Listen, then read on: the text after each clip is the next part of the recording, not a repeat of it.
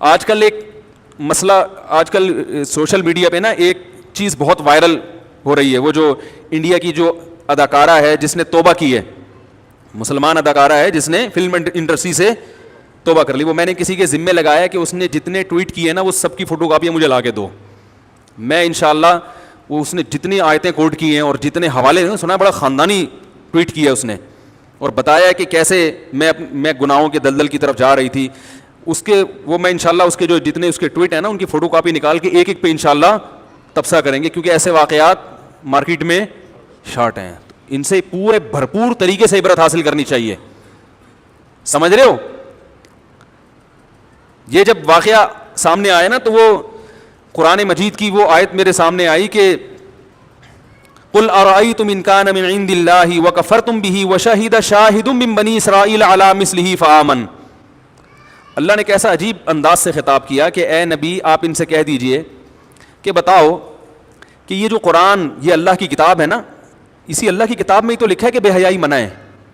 ایسا ہی ہے نا بھائی؟ دیکھو جو غیر مسلم ہے اس کے پاس سیدھا راستہ نہیں ہے، اسے نہیں پتا کہ فلم انڈسٹری میں کام کرنا چاہیے کہ نہیں کرنا. وہ اگر چھوڑے گا تو سوال ہوگا بھائی کیوں چھوڑوں، اس میں برائی کیا ہے. وہ اگر کرے گا تو سوال پیدا ہوتا ہے کہ یہ پتہ نہیں اچھا کام ہے، کہ وہ قیامت تک یہ فیصلہ نہیں کر سکتا. کوئی کافر یہ کبھی بھی فیصلہ نہیں کر سکتا کہ فلم انڈسٹری میں جانا، شوبز میں جانا یا بے حیائی کو فروغ دینا یہ اچھا کام ہے یا برا کام ہے. وہ کبھی بھی فیصلہ نہیں کر سکتا. یہ تو قرآن بتائے گا نا. قرآن ہمیں بتاتا ہے کہ یہ اچھا ہے یہ برا، کیونکہ جب اللہ کی طرف سے ہدایت آ جائے تو پھر انسان کے لیے سوچنے کا آپشن ختم. ورنہ قیامت تک بیٹھ کے مرغوں کی طرح لڑتے رہو، کبھی بھی فیصلہ نہیں کر سکتے کہ صحیح کیا ہے اور غلط کیا ہے. لوگ کہتے ہیں ہم عقل سے فیصلہ کرتے ہیں. میں نے نا وہ جب مجھے پتا چلا تو وہ لوگوں نے بھی کلپ بھیجے، تو میں نے جو انڈیا کی جو نیوز چینل ہیں یا انڈیا کی جو پروگرام ہوتے ہیں نا، جو ٹاک شو ہوتے ہیں، ان کو میں نے بہت ڈیٹیل میں دیکھا کہ اس پہ انڈیا کے جو چینل ہیں وہ اس اداکارہ کی توبہ پر کیا ری ایکٹ کر رہے ہیں. تو بڑے خطرناک قسم کے ری ایکشن، چیخ رہے ہیں نا بہت زیادہ، یہ کیا ہو گیا، یہ یعنی یہ اسلام کے منافی کیسے ہو گیا، اور کیا مطلب جو بالی ووڈ میں کام کر رہے ہیں وہ کیا برے لوگ ہیں، یعنی وہ کیا خدا کے قریب نہیں ہو سکتے، وہ بھی تو لوگوں کو ایک انٹرٹین کر رہے ہیں، لوگوں کی ٹینشن ختم کر رہے ہیں وغیرہ وغیرہ. تو میرے ذہن میں بار بار یہ بات آئی، میں نے کہا لوگوں کو بھی بتاؤں گا کہ دیکھو یہ قیامت تک نہیں فیصلہ کر سکتے کہ صحیح کیا ہے اور غلط کیا. یہ نہیں فیصلہ، ان کے پاس کوئی کسوٹی نہیں ہے، کوئی معیار ہی نہیں ہے. کسی نے یہ تبصرہ کیا کسی اینکر نے کہ اگر یہ فحش فلمیں بناتی تو ہم اس پہ کہہ سکتے تھے کہ یہ برا کام ہے.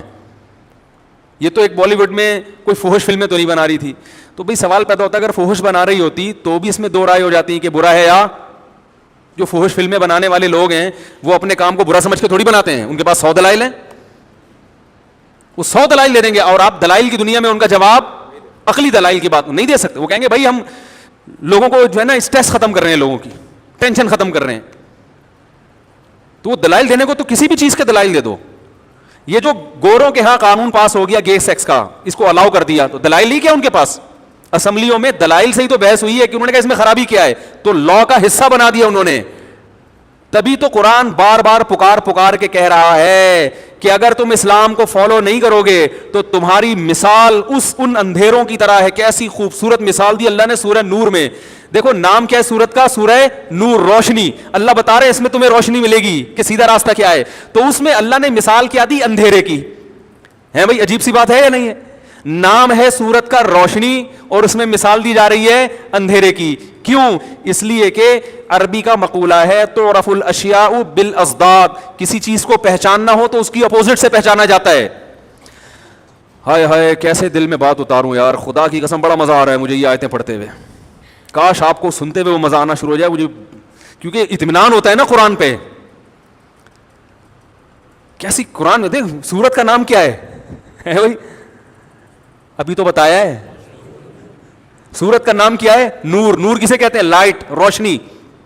مثال کس کی دی جا رہی ہے اس میں؟ اندھیروں کی. صرف اندھیرے نہیں، اندھیروں کی.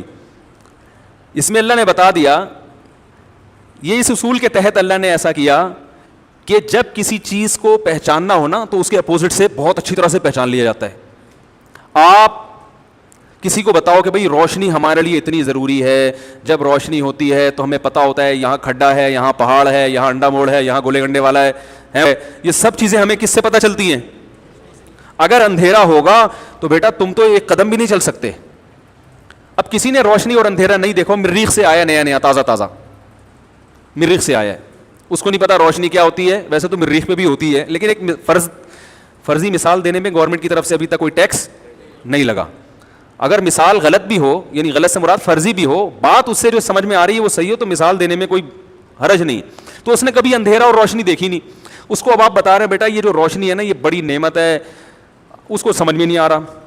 تو آپ ایسا کریں کہ روشنی کے تمام وسائل اور ذرائع بند کر دیں, اس کو اندھیرے میں چھوڑ دیں, تو اس کو روشنی کا نعمت ہونا سمجھ میں آئے گا کہ نہیں آئے گا؟ ہے بھائی, کہے گا یار واقعی روشنی بہت بڑی, گولے گنڈے والی گولے گنڈے کی دکان تو دور کی بات ہے, اب تو مجھے یہ بھی نہیں پتا چل رہا کہ اگلا قدم رکھنا کہاں ہے, یہاں رکھنا ہے, یہاں رکھنا ہے, یہاں رکھنا ہے, یہاں. وہ ڈیبیٹ کرے گا, بحث کرے گا. کچھ لوگ کہیں گے آگے چل, دلائل سے انبار لگا دیں گے. کچھ کہیں گے نہیں بھائی ادھر کو رخ کر کے چل. کچھ کہیں گے ادھر کو چل, کچھ کہیں گے ادھر کو چل. وہ خودکشی کے خیالات آئیں گے کہ نہیں آئیں گے اس کو؟ تو روشنی کی قدر و قیمت کا اندازہ لگانا ہو تو کس سے پتہ چلتی ہے؟ اندھیروں سے. لائٹ جاتی ہے تو لوڈ شیڈنگ پھر کے ای والوں کی قدر ہوتی ہے نا, وہ پھر بھی اس لیے نہیں ہوتی کہ لائٹ لے کے وہ جاتے ہیں. تو جب لائٹ جاتی ہے, لائٹ آف ہوتی ہے, پھر جب آتی ہے تو کتنا خوش ہوتا ہے انسان, ہے نا. امریکہ والوں کو کیا پتا کہ بجلی کتنی بڑی نعمت ہے, لندن والوں کو کیا پتا میرے بھائی, یہ تو ہمیں پتا ہے پاکستانیوں کو کہ بجلی اللہ کی کتنی بڑی نعمت ہے, کیونکہ ہم اندھیروں میں ڈوبتے ہیں. تو اب قرآن مثال دے رہا ہے سورہ نور میں, بڑی خاندانی مثال دی ہے خدا کی قسم. یہ جو میں نے ان کی بہت ساری ٹاک دیکھی نا, ان لوگوں کے تبصرے دیکھے, تو مجھے وہ آیت سورہ نور کی بار بار یاد آتی رہی کہ یہ قیامت تک مرغوں کی طرح لڑتے رہیں گے, ان کو یہ نہیں پتا چلے گا کہ اس اداکارہ نے غلط کیا یا صحیح کیا. ان کو یہ نہیں سمجھ سکتے, یہ اپنے بارے میں بھی فیصلہ نہیں کر سکتے. ایک تو انسان کسی کام کو کر رہا ہو غلط سمجھ کے, چرسی چرس پیتا ہے, ہیروئن پیتا ہے, غلط سمجھ کے پیتا ہے, وہ احساس ندامت رہے گا, اس کو یہ خیال رہے گا یار اس کو چھوڑ دینا چاہیے.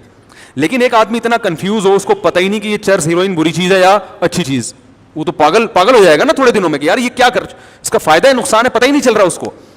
تو اللہ نے سورہ نور میں مثال دی ہے اندھیروں کی. فرمایا کہ جن کے پاس قرآن نہیں ہے نا, اسلام نہیں ہے, ساری دنیا کے سارے انسان کو قرآن نے ایک لائن میں کھڑا کر دیا ہے. کہا کہ یہ ایسے اندھیرے میں ہیں, ایسے اندھیرے میں, ان کو یہ نہیں پتا کہ اگلا قدم ہم نے کہاں, ان کی کوئی منزل نہیں ہے, کوئی ویژن نہیں ہے, غلط چیزوں کو ویژن بناتے ہیں, اور ایسی غلط چیز کو ویژن بنائیں گے جس پر اس کے صحیح ہونے کی ان کے پاس کوئی دلیل نہیں ہے. ساری زندگی ٹھوکرے کھاتے رہتے ہیں سکون کی تلاش میں, منزل کی تلاش میں, ان کو پتہ ہی نہیں کہ منزل ہے کہاں. تو قرآن نے کیا خوبصورت مثال دی سورہ نور میں. اللہ نے فرمایا والذین کفروا او کظلمات فی بحر اللجی, پہلی دو مثالیں دی ہیں. پہلی مثال کیا دی کہ کسراب بقیعۃ یحسبہ الظمآن ماء. پہلے میں دوسری مثال دے دوں, پھر پہلی مثال زیادہ اچھی طرح سمجھ میں آئے گی.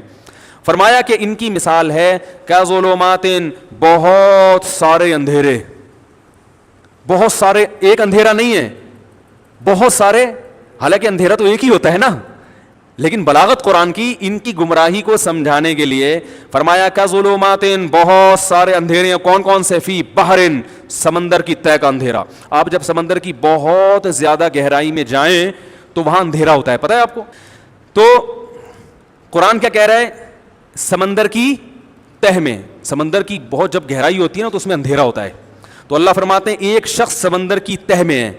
یہاں بھی آپ اشکال کر سکتے ہیں کہ سمندر کی تہ میں تو بندہ زندگی رہ سکتا ہے, تو مثال ہی غلط ہے. تو یہ بھی